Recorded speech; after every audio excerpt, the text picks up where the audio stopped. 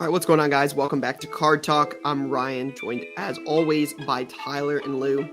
Today we have a lot to get into. Are approaching 2 weeks till the National. By the time you guys hear this, it will be 2 weeks till the National begins. But we're gonna start. We're gonna start with what's on your mind before we get into that Facebook Q&A, play of the week, etc. So, Ty, you look like you might be doing something. So we'll start with Lou because he looks locked in. Got the Haas hat on after a double points weekend. So we'll start with Lou and see what's on his mind first. Yeah, I think that's what's on my mind. I feel like I need to clarify my position as a Haas F1 fan based on the response on social media in the last few weeks. I think it's baseless. It's slander and it's libel, and I don't like it. And all I know is that Tyler and myself have been Haas guys through and through, week to week, every day of our lives this season. And I feel like we're not getting the respect. And Mick is finally coming through. K-Mag's still back to being great. Haas looks great. And that's what's on my mind. And I feel like people owe us an apology. Tyler. I couldn't agree more, Lou. I couldn't agree more. The guys are just grinding. And what I was doing was I was actually looking at George Russell cards on eBay because the guy just is a stud. Consistent. Just Mr. Consistency. If he finishes a race, he's in the top 5. Every time. So I don't want to jump in and Lou, you were still. Yeah, no, I'm just feeling really good. I'm enjoying F1. I'm enjoying the summer, to be honest with you. I'm having a great time. Good. It's on my mind. The race was fun. Sunday was great. Sunday, I agree. I actually love summer. Sunday was little F1, lights out. Both at 9:00. Little center court Wimbledon. Oh, I watched tennis too. Yep, that was a cool match. My man Nick is just. How do you say his last name? Kyrgios. He's one of the all-time guys. Yeah, he's just nuts, kind of, and it's awesome. Yeah, crazy. He's completely nuts. Yelling at his box, screaming at his box that they're not excited enough. Like, you're not giving me enough juice. Does there need to be a bigger moment to get more juice? And what more can I do than get to the finals at Wimbledon for y'all to get excited? He was screaming at them. Like, Jesus. The lady who was like drunk or whatever, he's like, you've had like 600 drinks. He's like yelling at this lady. It was awesome. So that was Sunday morning, 9 a.m. Hung with my dog a little bit, and then I played a little tennis. Then I watched a little Tour de Froh, which has been a blast. They just went through. They're now like kind of up in the Alps. They were on the Switzerland side and going into France, and one of the races like goes through. It's on cobblestone streets, bro. All these dudes like after racing a very long way. So electric. I was sending you those videos. The leader fell. Yeah. While DVR. Like, yeah, DVR action. And then I'm just getting ready for the show in 2 weeks. I gotta start pricing some stuff out. Inventory list. I'm prepared to come in hot.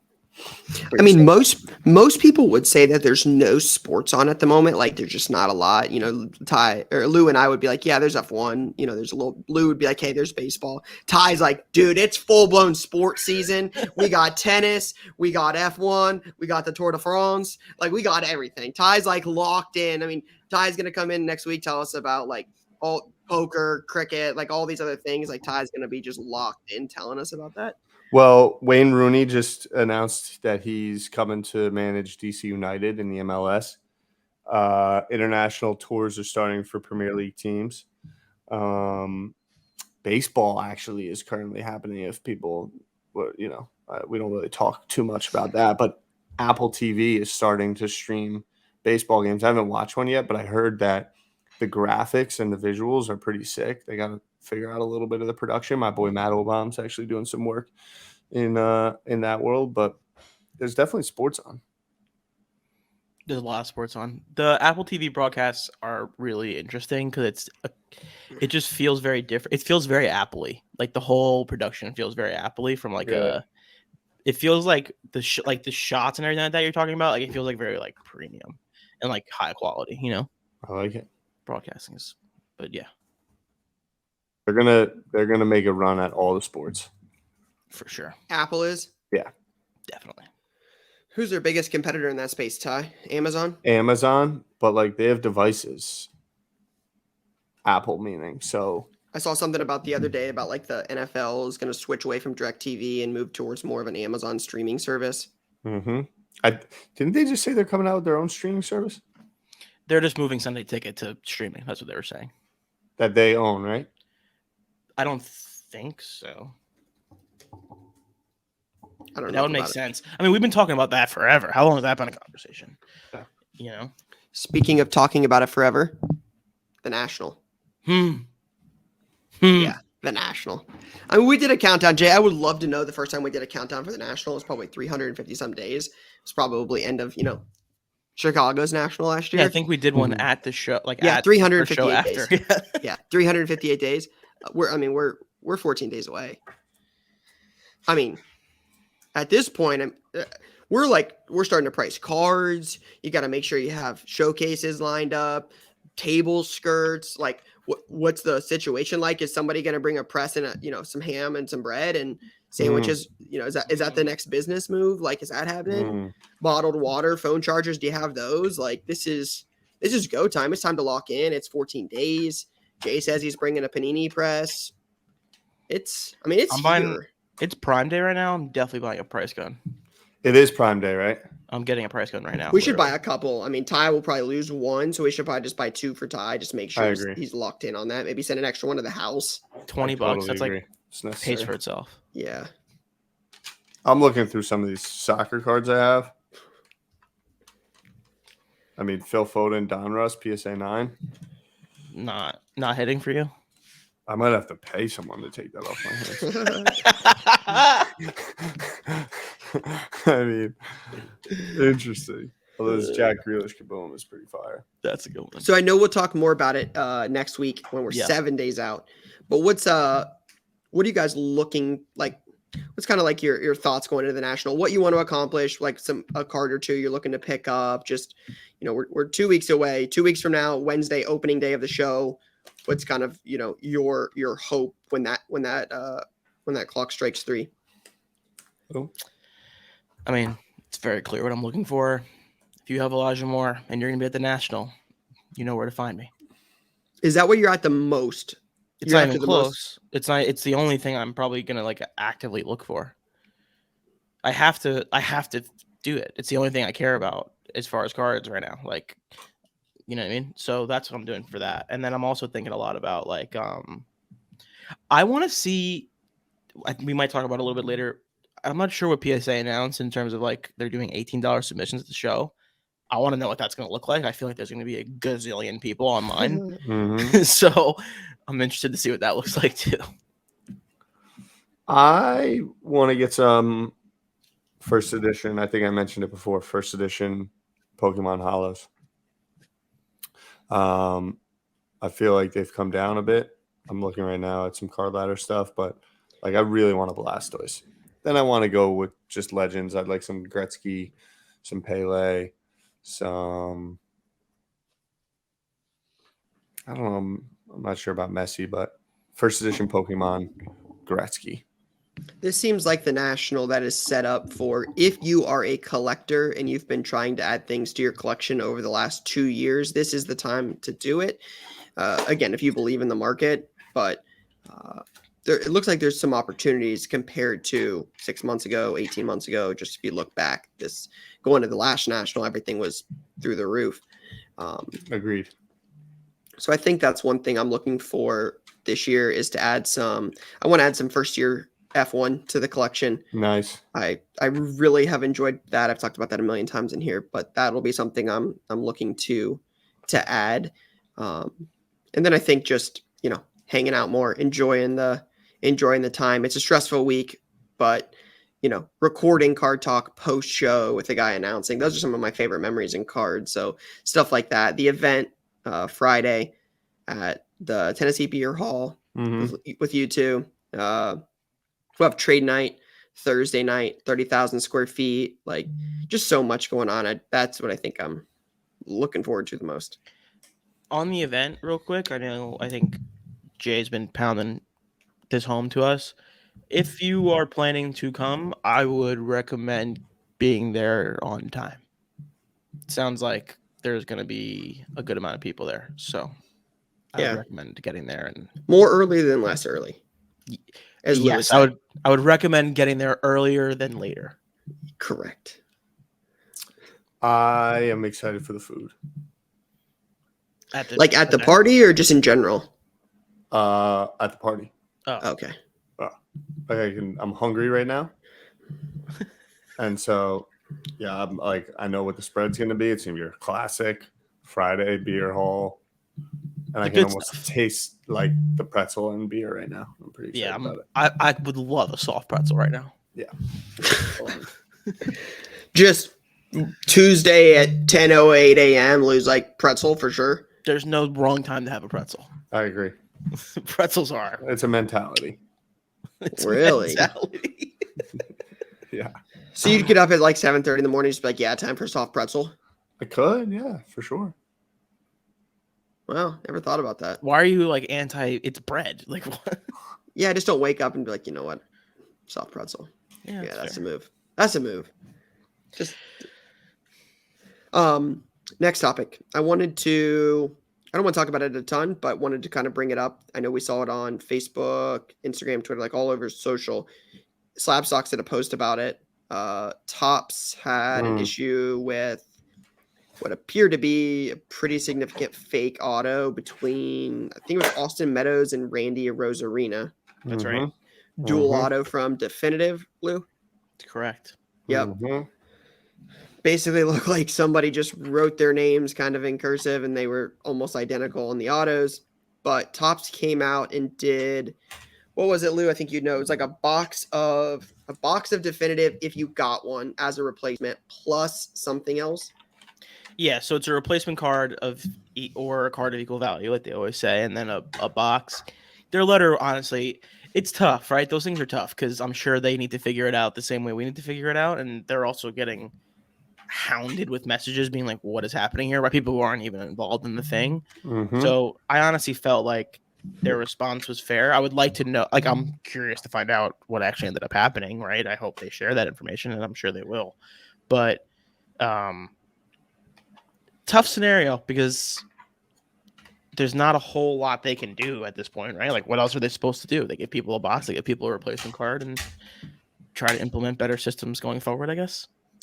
Makes you wonder, because this has happened before, right? I talked about it before the show, but the Dak Prescott auto pen thing was a big deal back in 2016 when Dak was using an auto pen to sign his Prizm cards.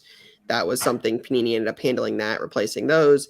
So Panini, handled that.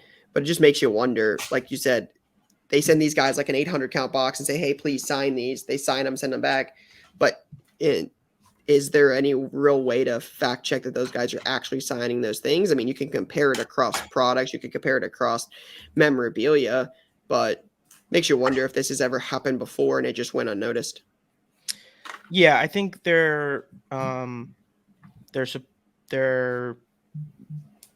a tough scenario. It's a tough thing to defend against unless they're going to have a person at every single signing.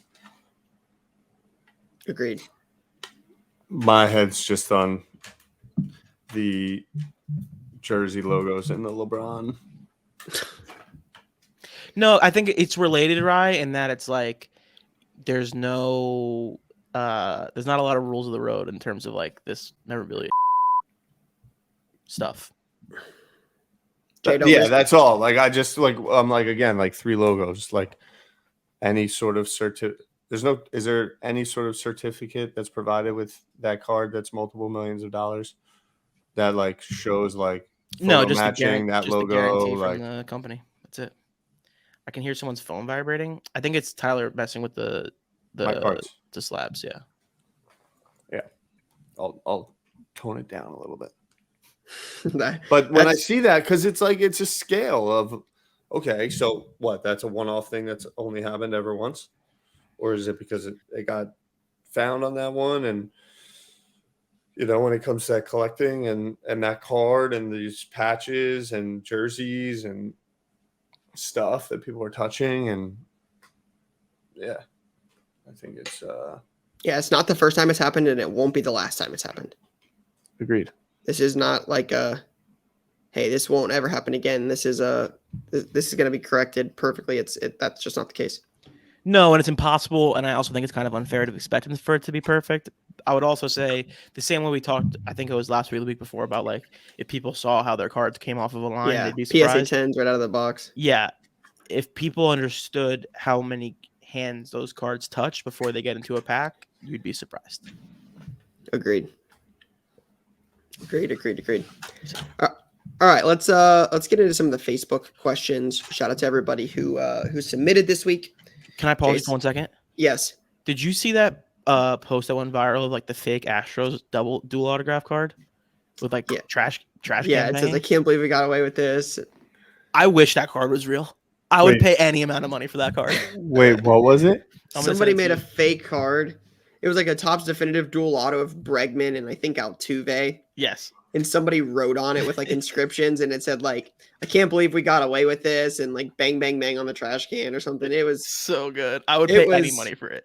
Yeah, it was funny. That's great. That's good. When I saw it, just based on where the autos were in the card, I genuinely thought it was real. So did I when I first saw it. I'm like, this can't be real, right? Like, there's no way they would ever do this. I thought the same exact thing, right? It was so good. Sorry. Astros. What was the other card that you shared that had a cool inscription this past week?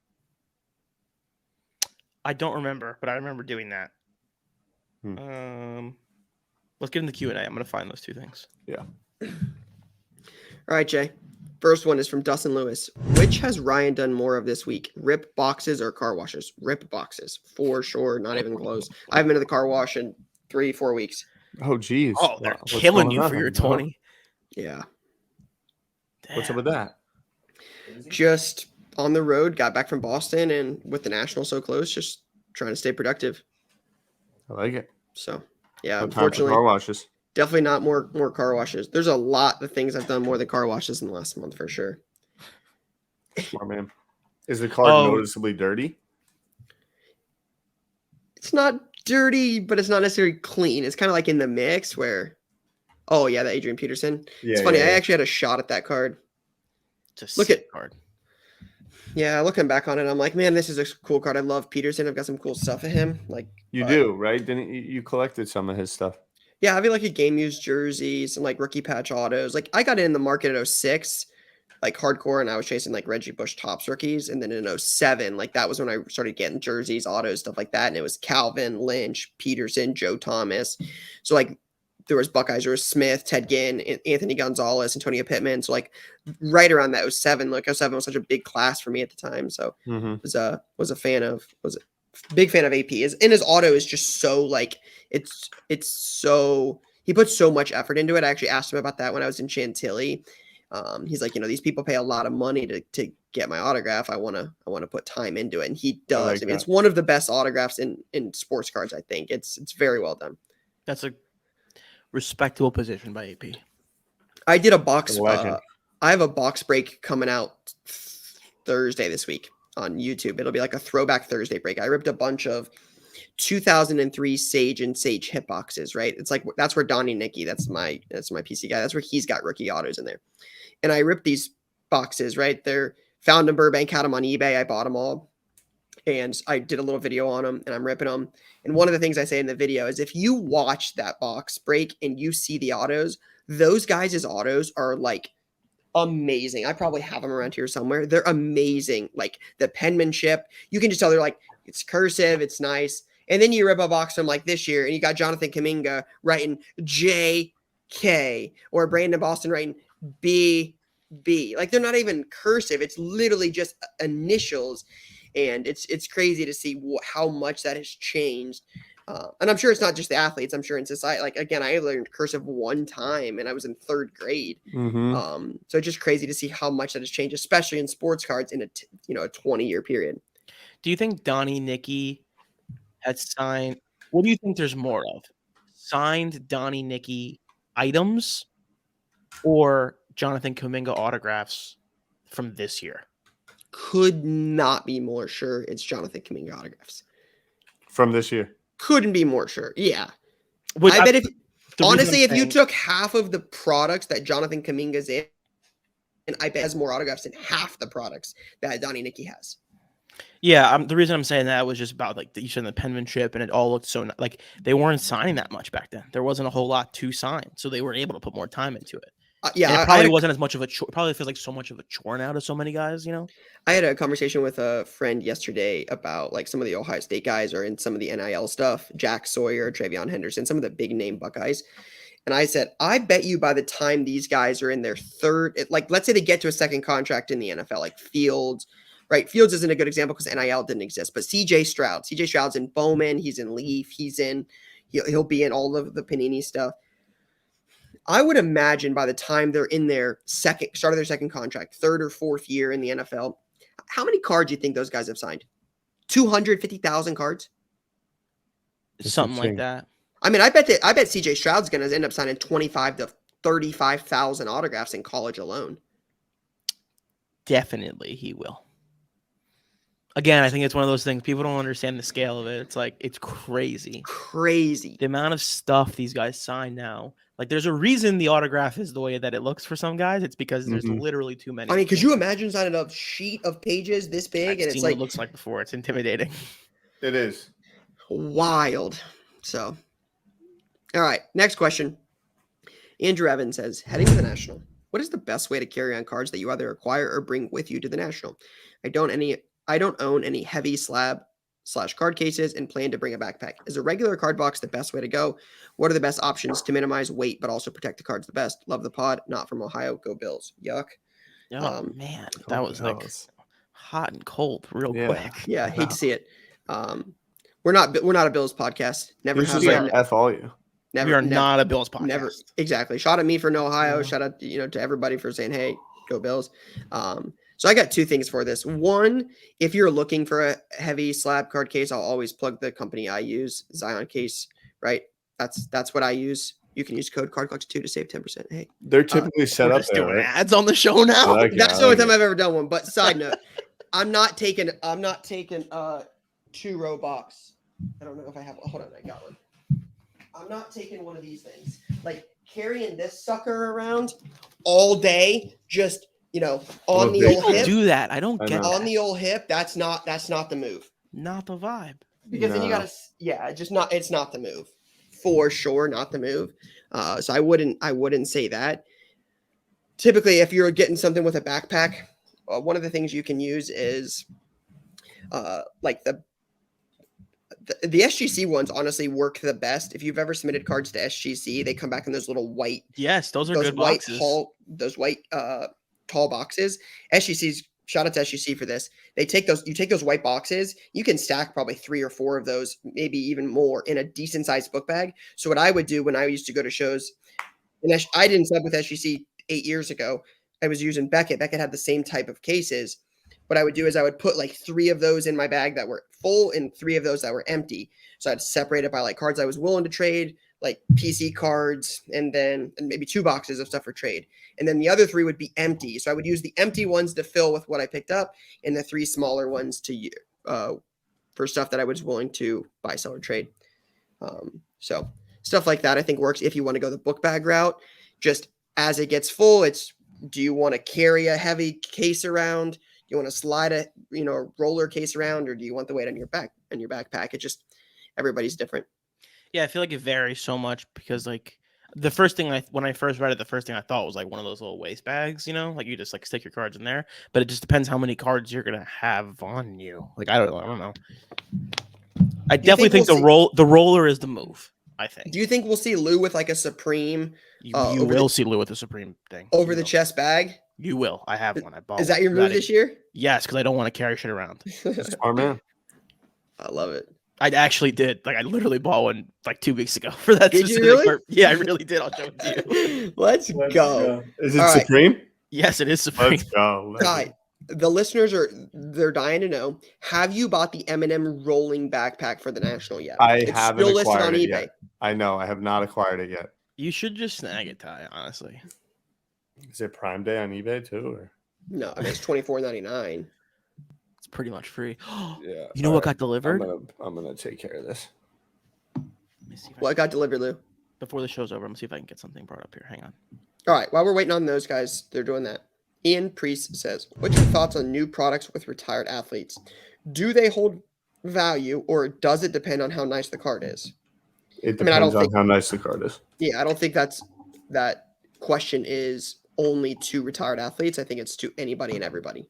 Cards hold value that the market decides they want, not really anything else. If the market wants it, regardless if it's a retired player or a rookie, that's where it I believe the value comes from. Aligned. Yeah. Yeah, like chase cards, parallels, limited stuff. Like,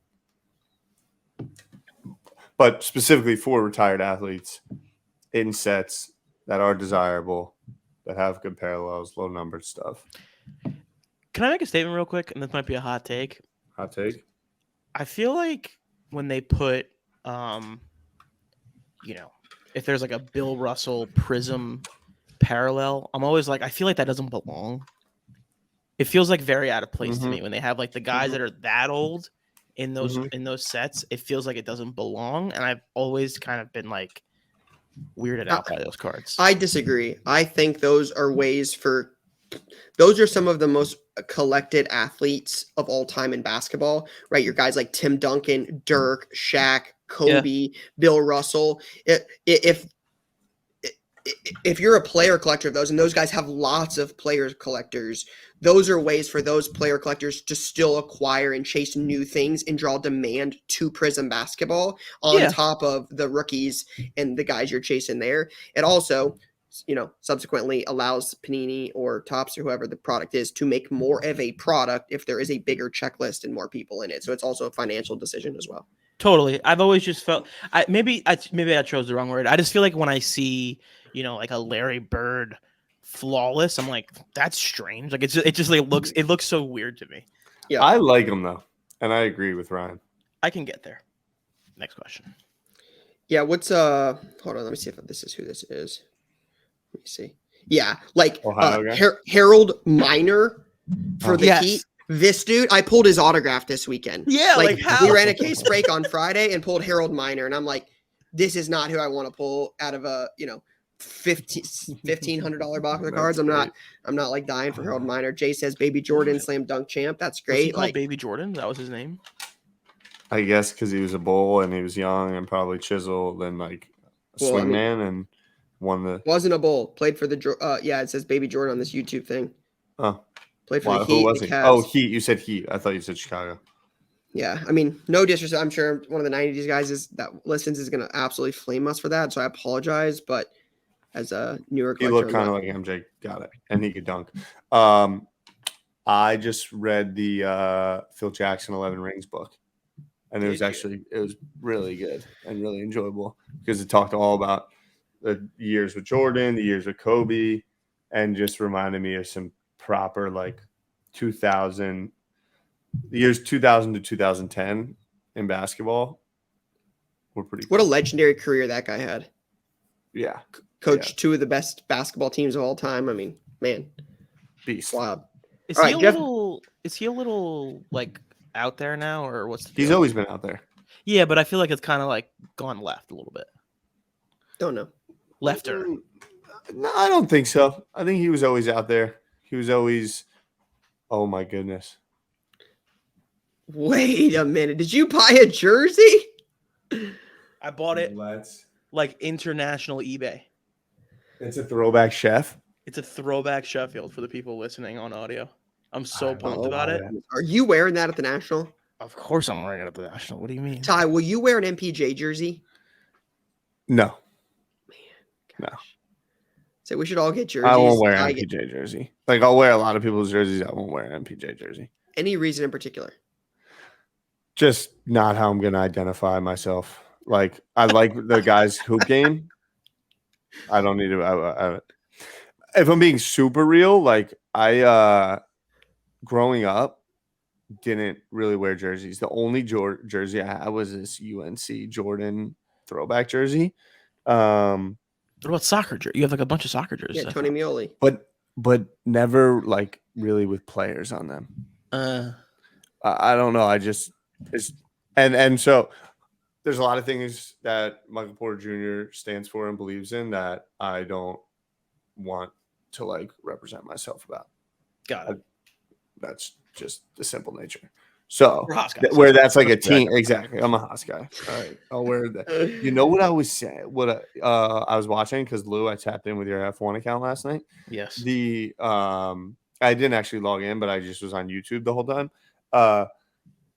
They have a nice blue Haas shirt that the reserve driver was doing the post race interviews in. I was like, Oh yeah, I need that. Yeah, the team gear's sick. Anyway, Yeah, next, I feel like we're really off kilter here. That's on me. We're doing all right. All right, Jeff Baldner says, on the heels of the National, and I would assume one of the busiest times of the year, hopefully financially too, on the flip side, what is the slowest time of the year? He says, not we are, instead MIZ. Is that Missouri? I mean, if we have to ask what it is, it's not good enough. What sport is Missouri good at? Didn't they have a big time quarterback? Drew Lock. Yeah. But, man. Drew Lock. Before Chase Daniels. Yeah, Chase Daniels is a big quarterback for them. Jeff's gonna be so heated. Just roasted him for like 10 seconds. Mizzou is kind of nice in football. I still am sad when I think about college football. UCLA is in the Big Ten. Like, what are we talking about here? It's got to be like, as far as slowest time of the year, it's got to be like Christmas. It's so funny because I was. It's June and July. You think it's June and July? Yeah, it's the summer months when kids are out of school, people are traveling, they're going on vacations, they're not coming in card stores as much. Like it says July is a financially good month. That's what he said. I would typically disagree with that. June and July June and July are typically slower months. The Nationals typically in the past, what has heated it up? August is typically one of the better months. September is solid. October slows down as people save for the National. November trickles up a little bit. December and January are typically pretty good. It's very cyclical. Again, I was working to get the Joey Chestnut auto line in as well. Yeah, great time to buy Joey Chestnut. That's hysterical. All right, Jay, is there any more? Luke Horton says, if I want to sell a lot of 250 slabs of mixed sports and Pokemon, what is the best places to list? I think it depends on like what you're trying to accomplish, right? Trying to maximize money. Typically at this point in time, eBay has the largest reach if you're trying to maximize your money. I think that'll be something to watch over the next couple years. But at the moment, eBay has the largest reach. So if you're trying to maximize your money, if you're looking for other places to sell, Facebook, local card store, local card show, Instagram, Twitter, whatnot, apps like that. So I think there's a lot of different places, but it kind of depends on like what your goal or what your focus is.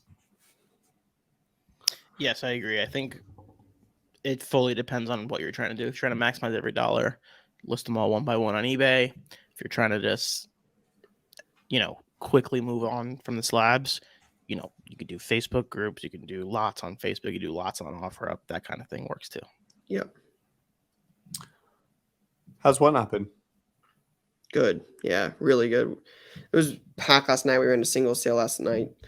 This next couple weeks, I think we've got like 3,000 cards, 1,500 cards a week. So wow, moving a bunch of stuff on there. Tons of stuff. Sick.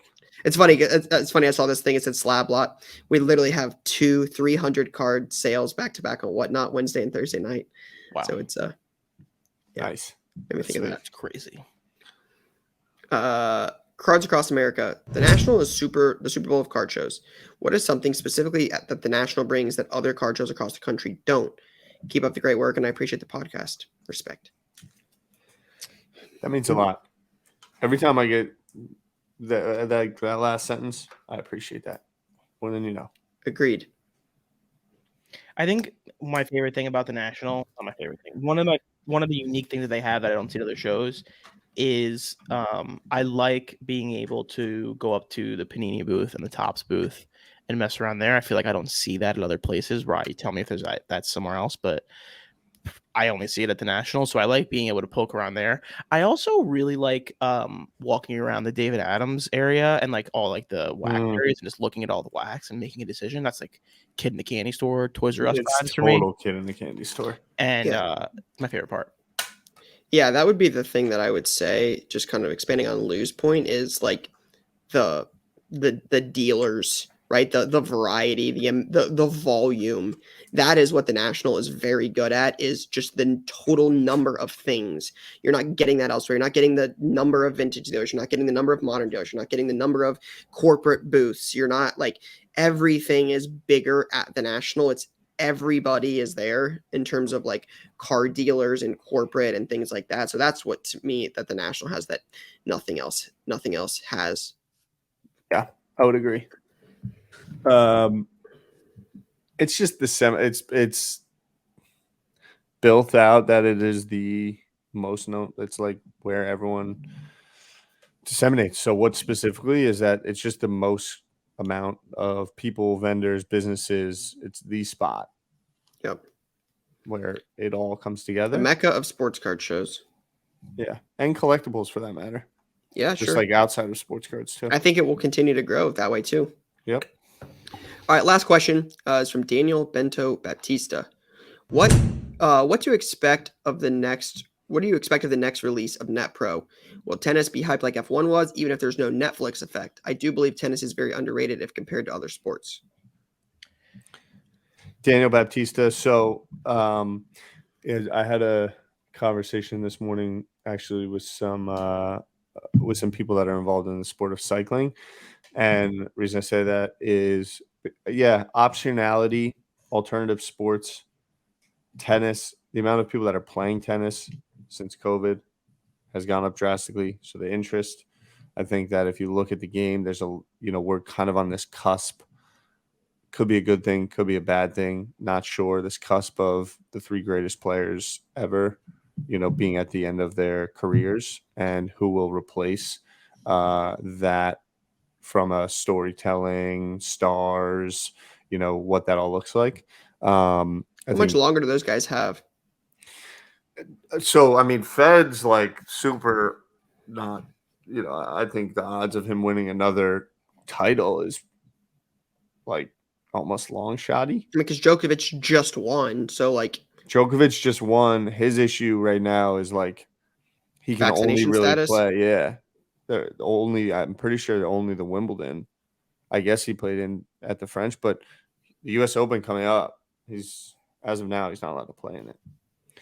And then Nadal keeps getting hurt. He just had to pull out of the semifinals. He won the first two Grand Slams of the year. He got to the semifinals, so he's still obviously like where he's at, but his body breaks down and what that looks like. That is what's interesting about tennis over some of the other sports. Like if we just look across all of these other sports, right? You look at like who has won. Well, Brady by a mile, right? F1. Lewis Hamilton won 7 in a row. Like dominated the sport. Golf, it's been Tiger Woods for so long. You had Rory come up, you have Jordan Spieth, you had Mick Phil always competing. Like you had other guys, but it was always Tiger Woods. That's the thing about tennis. Again, I'm not a big avid tennis guy. I played 1 year in high school when they added tennis in high school. 1 year they added it the first year, and I was like, I need something to do. Like, yeah. How was your game? Oh, I mean, for never playing, I was not the worst, not the best. You're an athletic guy. You can kind of figure stuff out. Yeah, I enjoyed it. But like Nadal, Federer, Djokovic, always, it's just those three in the sport. Like they've won so much. It's just, that's what I think makes tennis interesting, is so many guys, like 3 guys have won, not just one guy dominated for 20 years. Yeah. Now on the will tennis be hyped like F1, even if there was no Netflix effect? That show, what that's done has been so big. Obviously, we know it's in production, a similar aspect with golf. I believe every single governing sport body is actively working to do the same. We've seen it in NFL with Hard Knocks, but like at some point, is it worth the investment for every team to just do their own Hard Knocks? Like media is now in the NFL. Media is changing, and with the younger generation of players, a lot of these upstart players understand that they have to build their own platforms, understand that they have to have teams around them specifically focused on content and all that. And so, which is still wild to think about considering the way baseball is run. Yeah. What I was talking to my buddy about this weekend is that baseball has made changes, but like in terms of content and not everything, being like strike down. It's just about They're a lot better now. They're a lot better, but one, people don't really know. Like you see John Boy Media, and they've done such a great job, but the long tail hasn't really started on that. You don't think they've done a great job? I don't know. I think John Boy's a little bit of a bad guy for the Astros thing, but whatever. I got it. Got it. Understood. But like the teams are taking some time to invest in there. So I think it's still possible without it. But yeah, everything's just becoming WWE, even though WWE hasn't had the best 2-week stretch from a PR perspective. But all sports are becoming more WWE versus WWE becoming more reality. Yeah, I just want to say on the F1 thing, it's a one of one situation, combination, perfect storm of COVID, nothing on, people watching Netflix, sports cards, looking for something to watch on sports. Like there's so many things. Kind of like, remember when the Jordan doc came out and then it was like, hey, we're gonna do a Brady doc, hey, we're gonna do a Derek Jeter doc, hey, it doesn't hit the same for the future ones. So I think trying to just apply the rules of F1 to other sports is not going to work.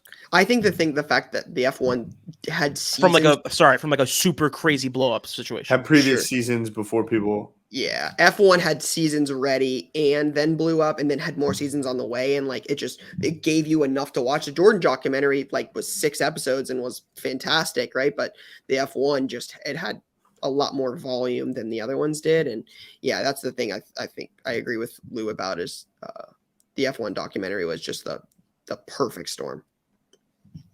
I'm hooked. That documentary, I wish I would have gotten into it when Lou started telling me about it, because I love it now and could not be more excited for that than almost any other sport outside of football. But yeah, I think Ty's point is well taken, that if tennis doesn't have the documentary and like the perfect storm like F1 do it, I don't see there's any way that it blows up nearly the same.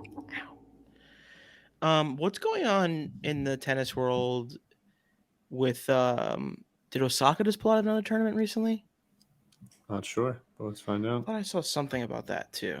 There's so many young stars in tennis, it's kind of crazy actually. My guy's Holger Rune, who the wristband, someone posted in our car talk. I'm like, I go on Instagram and Holger Rune is a young Danish player, shared this post on Instagram of he signed a sweatband and sent it to someone.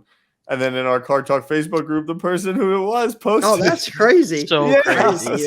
I saw the post on the players thing, and then Jay sent the link. I'm like, what? So wild. Yeah. Ty and his Danes, man. Greatest story ever. Let's just, yeah. It is the greatest story. Right, do you remember that? That was like the second it came out of his mouth. Yeah, run that clip back. Get that clip. We got to pull that clip, like a Throwback Thursday post this week. Greatest story ever, man. The Danes. Ty, you're my guy. My guy, Ty. My guy. Wild. Yo, and they should have beat. England in the semifinals. That might have lose the next round. Yeah, no, they made the semis, I think. But then they looked at the next match they played after that. Yeah, they didn't go to the finals. They lost in the semis because it was England, Italy. Yeah. Definitely hate to see that. Coco off the goat. All right, let's get into play of the week. We're running a little long here. Let's get into play of the week. All right. So, and don't forget, guys, do not forget, if you are a listener to Card Talk and you are going to the National, perfect opportunity to make some plays. Feel free to tag us in your story, shoot us DMs to be included on the episode. Oh yeah.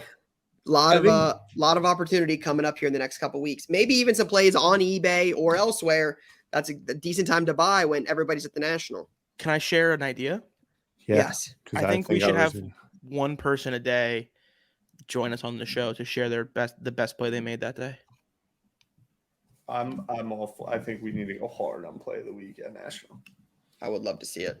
All right, so the next play is from Special One Cards on IG. It says, bought 2 Triple G 2016 Allen Ginner rookies at a card show along with an Alex Morgan 2012 Olympics out of a value box. Cost me a total of $4 for all 3 cards. I graded all of them with PSA at $50 a card and got 3 10s back. 1 Triple G sold on my slabs for $135.75 and the Morgan sold for $150. The other, is it Golovkin? I just know him as Triple G. Yeah, same. Golovkin is how you say his name. Golovkin, cool. I put on eBay since the announcement of the Canelo fight. It is 18 washes already. Anyhow, I've spent $154 and sold 2 cards already for $287.50 with the other Triple G to potentially do the same. I profited $121. That's a nice 53% gross margin profit with still another card to sell. Love a good value box play. Love it. I like a good Mourinho as your. Yeah, I was going to say Jose Mourinho is the old profile pick. Yeah. Well, Jose Mourinho art. And it kind of looks like the Allen and Ginter, like same vibe style too. Yeah. I feel like I know this individual. I know their vibe. Yeah, I completely agree. I think this speaks something we were talking about recently with grading is back a little bit. Make a play in a value box. You can submit the PSA for $25 or whatever it is. Yeah, flipping it. I would also be careful because there's you look across the market, and if this does not 10, I cannot imagine this is a successful 100%. Play of the week. I would imagine this is a fat L if these are all 9s. 100%. But I mean that's the game you're playing when you submit cards. Sure. Agreed. Love it. Jay. All right. BW Card 16 says, I went to a local card show in March of 2022. I knew Drew Lock stuff was way down and was going to make a play since he got traded. I saw a 2019 Chronicles score update auto at a 75, PSA 10 for $80. Looked up comps and I found one for 40 somewhat recent, and I asked the vendor if they would match the sale for 40, and they did. The goal was to toss it up on eBay for 200 and see what offers came in before the season. There was talks of Baker going to Seattle, so I wasn't in any hurry to sell. Well, today, July 6th, Baker got traded to Carolina. I was sent an offer for $125 on eBay. I accepted instantly and took home $105 after fees and shipping. Nice little $65 profit for minimal work. No, I'm not from Ohio. And can Ryan please make a video of him watching Red Zone this season with all his team jerseys on? Love the pod. Have fun at the National. Let's go. Ty, you know how Gary Smith has like the 6 jerseys on where he just like picks one? Yeah. We should get Ryan to do that. You ever seen Mark Ingram at the rookie premiere with like 80 jerseys on, and he's sitting there like that? That's gonna be me with all my jerseys. Yeah, exactly. I actually am really excited for NFL. Me too. So I asked let's finish this play and then I'll tell you. I want to see what your guys' thoughts are on something. Okay. I think Drew Lock is a very high risk play. I like the idea of, he's down, guys are getting traded. Like he's going to be the starter. It seemed very clear that they had no interest beyond Drew Lock in acquiring anyone else. So he's their guy. So I guess if you're a Seahawks fan, it makes sense to buy it. But great play by Tim. Yeah, I like buying QB stuff in the offseason. I think it leads to a lot of opportunity as the season gets closer. The National typically heats up that market. So I like the idea of buying this early and hoping to sell it later. All right, while we're on the topic of the NFL, I put a poll up on IG. Just want to get your guys' thoughts. Don't look at it. What do you think the number one answer was when I said the top 4 guys under 26 going into the season? If you could only keep cards of one person going into this year, Mahomes, Allen, Burrow, or Herbert, who do you think the number one answer was? Mahomes, Allen, Burrow, or Herbert? Correct. My answer is Herbert. But I don't think that's the answer to the poll. Who do you think the number one was? Mahomes, Allen, Herbert, and Burrow. To keep, I think it would be, I wanted to say Herbert, but I'm going to say Burrow. The number one answer at the moment. I'm going to say Josh Allen. With 197 votes is Patrick Mahomes. The number 2 choice with 157 votes is Josh Allen.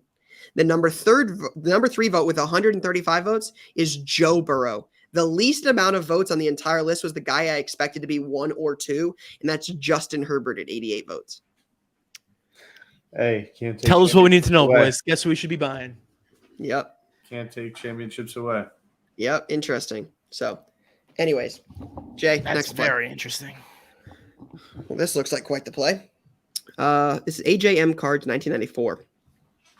Hey all, background for my submission for Play of the Week starts last summer. Someone from my high school in last year's Indiana Mr. Basketball had made the U19 team for USA Basketball that included names such as Jaden Ivey and Chet Holmgren. I thought it would be cool to watch their tournament run with the hopes that someone from my alma mater would win a gold medal. In the gold medal championship game against France, the standout player was not Chet Holmgren or Jaden Ivey. I had noticed one player named Kenneth Lofton Jr. had taken control down the stretch, making several key buckets, including bodying up future number 1 pick Victor Weben. I think that's a dude from Kentucky. Kentucky kid? Is that who that is? Is he No, going he's to a French Kentucky? kid. I think he's just an international French Who's kid. who's super tall. Who won the Naismith Basketball Player of the Year for Kentucky last year? No, this kid's in France. He's like like 7'2", and he's the dude that was like schooling Rudy Gobert. He's gonna be the number 1 pick in the draft next year. Gotcha.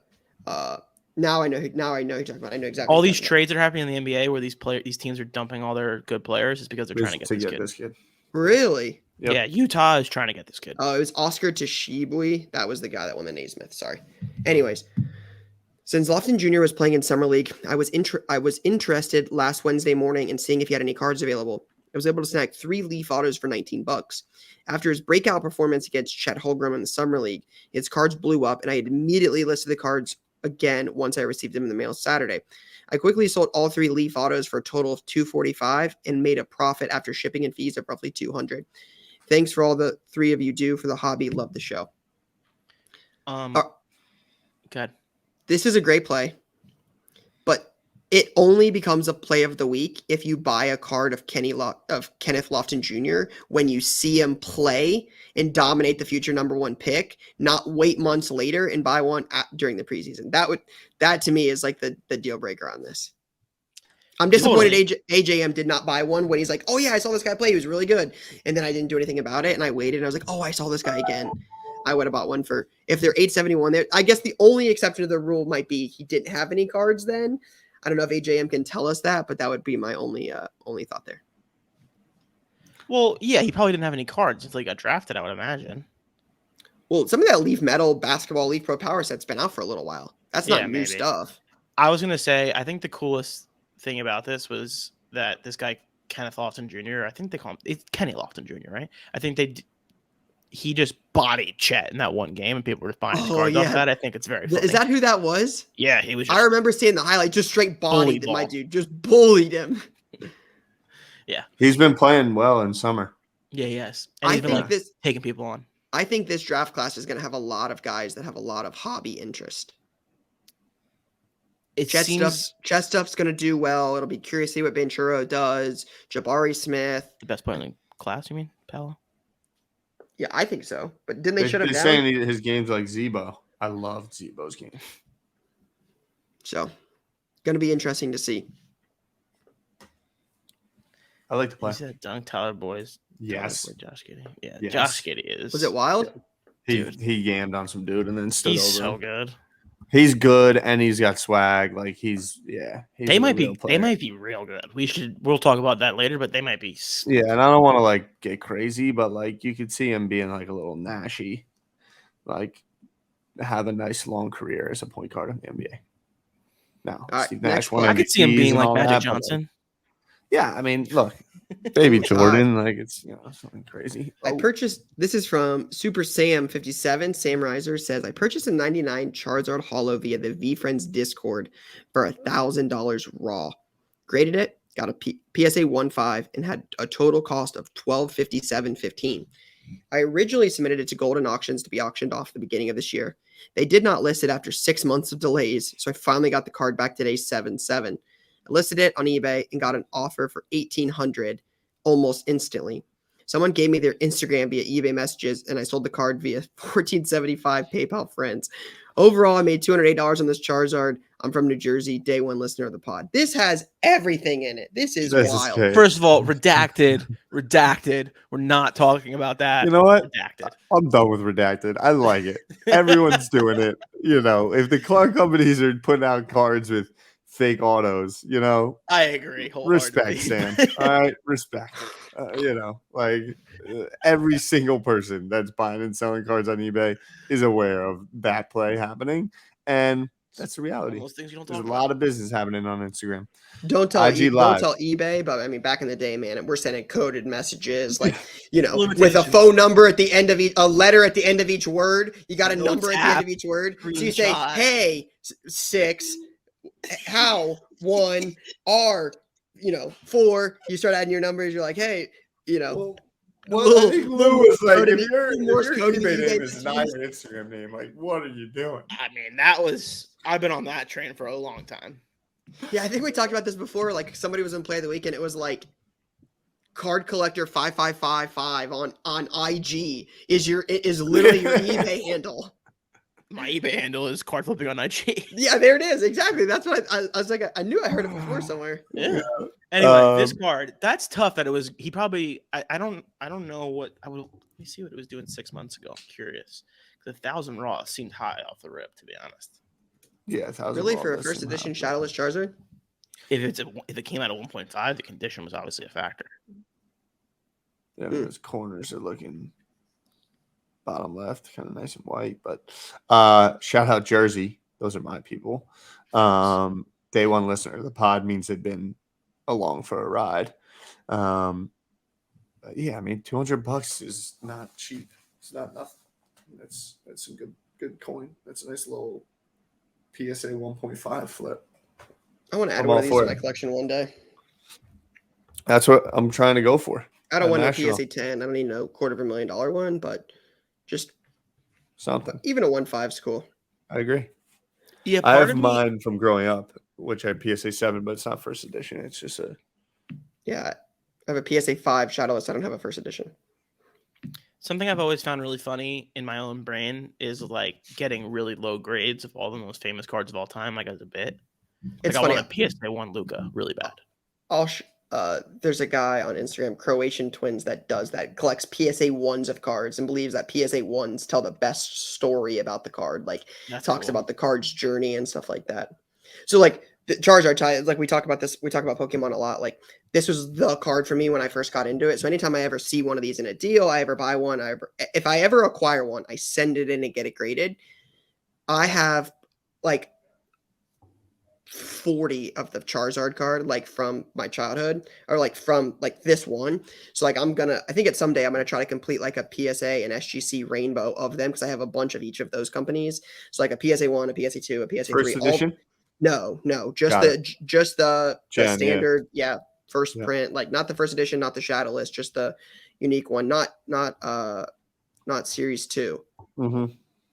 But just such a cool card. Like, this card was like where it started for us back in the day, I believe. Like, I think you guys are probably the same. Like, Yu-Gi-Oh was cool, but this the Charizard card was the card for kids our age. I'm generally happier than I was 10 minutes ago with this on the screen. True. Just brings me back to some proper memories. That's real. So yeah, I like this one. Are we going through everything? I don't think I know what my winner is, to be honest. Huh. This is a tough one. I'm on Super Sam. I kind of want to go Kenny Lofton. Mm. No, man.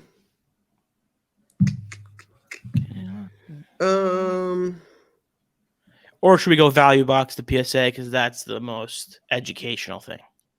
I'm actually going to go the Drew Lock. I like the buying the QBs in the offseason thing, especially since the market's dipped a little bit. That was the play, like, back in the day when everything wasn't $8,000. You bought guys in the offseason and sold them before the preseason hype.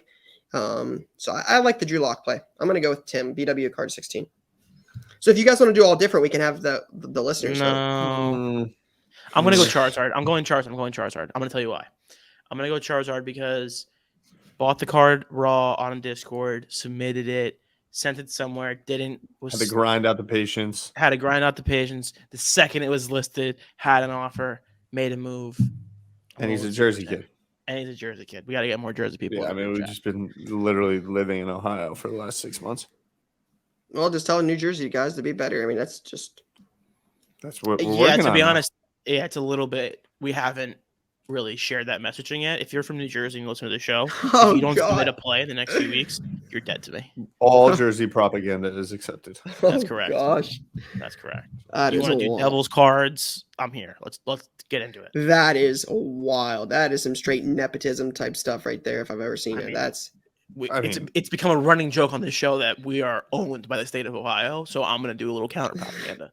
You got to fight it somehow, right? all right. Remember, if you're from Ohio, don't submit that you're from Ohio. Just let us know after Yeah, because see, look, that's Ty counter. and Lou will not vote for you if you put you're from Ohio. We're So if blocking you want to ever win, like, you can't do that.